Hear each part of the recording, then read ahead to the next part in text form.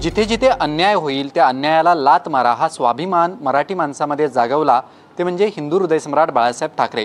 बाळासाहेब ठाकरे यांचा स्मृतिदिनानिमित्तानं मीरा भाईंदर या ठिकाणी बाळासाहेब ठाकरे कलादालन उभारण्यात आलेला आहे आणि पूर्णपणे बाळ ठाकरे ते बाळासाहेब ठाकरे अशा पद्धतीचा सगळा प्रवास या दालनामध्ये दाखवण्यात आलेला आहे। परिवहन मंत्री प्रताप सरनाईक यांच्या संकल्पनेतनं हे कलादालन उभारण्यात आलेलं आहे। अनेक अडचणींचा सामना करत आज हे दालन पूर्णत्वास आलेलं आहे। आपल्यासोबत प्रताप सरनाईक जी आहेत, काय सांगाल? हुतात्मा चौकापासून आपण आता सुरुवात करायला हवी। याचं कारण असं आहे की आपण 107 हुतात्म्यांचं बलिदान करून ही मुंबई महाराष्ट्राला मिळवली आहे, त्यामुळे त्यांना विसरता कामा नये। आणि तिकडे बघितलं सेनापती बापट, डॉक्टर बाबासाहेब आंबेडकर, एस.एम. जोशी, प्रल्हाद केशव अत्रे, श्रीपाद डांगे, शाहिद अमर शेख, प्रबोधनकार ठाकरे, ज्या सेनापती बापटांचं नाव लिहिलेलं आहे त्यांचे शेजारी माझं लहानपण गेलेलं आहे, बालपण गेलेलं आहे। कृष्णकुंज नावाच्या त्यांच्या सेनापती बापटांच्या घराच्या बाजूला माझी इमारत होती आणि त्या ठिकाणी माझं लहानपण गेलेलं आहे। बाजूच्या महापालिकेच्या शाळेमध्ये माझं शिवसेनेचे ते विचार, शाखा क्रमांक 65, कबूतरखाना, नंतर ती आमची गल्ली,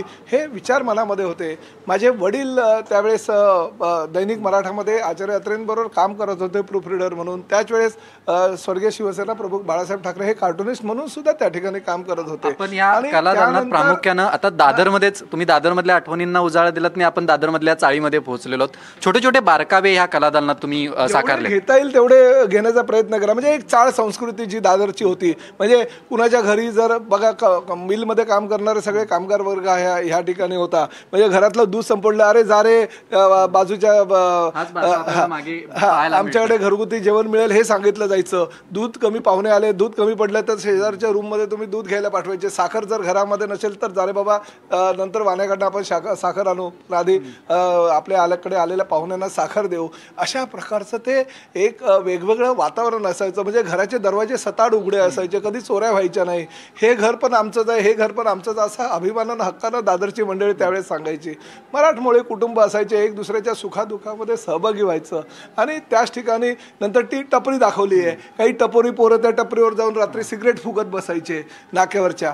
त्यामुळे हे सगळं जे जे आहे ते थोडं थोडं दाखवलंय। मालिशवाले असायचे, रात्री काही मालिशवाले रस्त्यावर असायचे, कमी कमी पैशामध्ये ते पाय दाबून घ्यायचे। पिढीला अनेक गोष्टी या माहीत नाही आहेत किंवा चाळ संस्कृती प्रेस मधली ती मशीन ठेवलेली आहे ज्या ठिकाणी प्रिंटिंग व्हायची। म्हणजे इथं माझे वडील बसायचे जे प्रूफरीडर करून, म्हणजे काना मात्र रस्व दीर्घ ते एका प्लेटमध्ये आणून ते सगळी अक्षरं गिरवायची आणि त्यानंतर तिकडे ती छापायला जायची।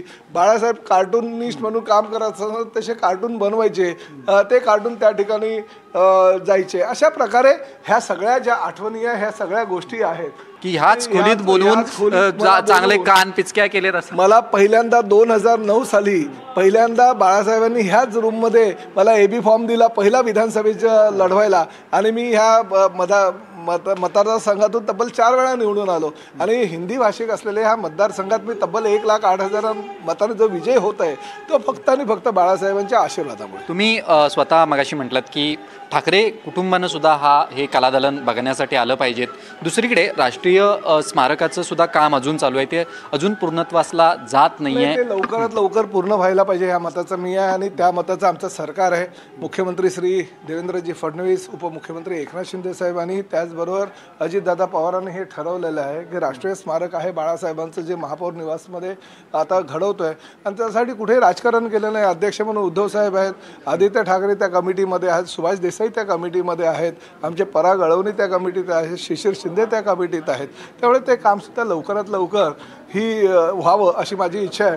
आणि ह्या जडणघडणीमध्ये जर काही गोष्टींची कमी वाटली तर मी निश्चितपणे सहकार्य त्यांना जे करायचं ते सहकार्य मी, कारण हे सगळं 9 वर्ष मी मेहनत करून मिळवलेलं आहे, कमावलेलं आहे। माझं जीवन ह्या ठिकाणी सार्थक झालं असं मला वाटतं आणि त्यामुळे जर काही मदत लागली तर निश्चितपणे ती मी मदत करेन। नक्कीच अनेक अडचणींचा सामना करत मीरा भाईंदरमध्ये हे बाळासाहेब ठाकरे कलादालन उभारण्यात आलेलं आहे आणि बाळासाहेब ठाकरेंच्या स्मृतिदिनाच्या निमित्तानं या कलादालनाचं लोकार्पण सुद्धा केलं जाणार आहे। Video journalist Arun पेडणेकरसह Vishal Patil, NDTV Marathi, Mumbai.